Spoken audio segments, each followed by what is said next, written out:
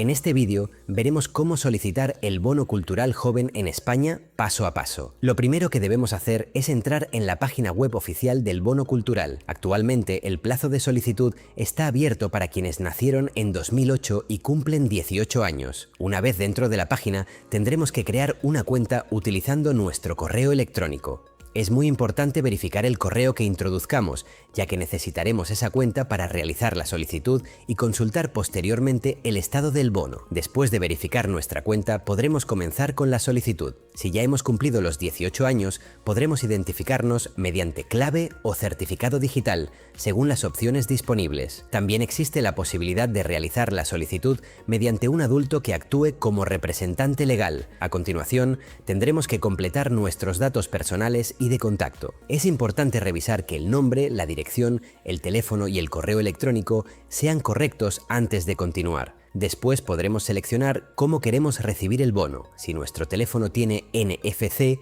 la propia web recomienda solicitar la tarjeta virtual, ya que podemos recibirla antes y utilizarla desde el móvil. Antes de enviar la solicitud, revisaremos todos los datos y aceptaremos las condiciones correspondientes. Una vez presentada, podremos consultar posteriormente el estado de nuestra solicitud desde la propia plataforma. Y listo.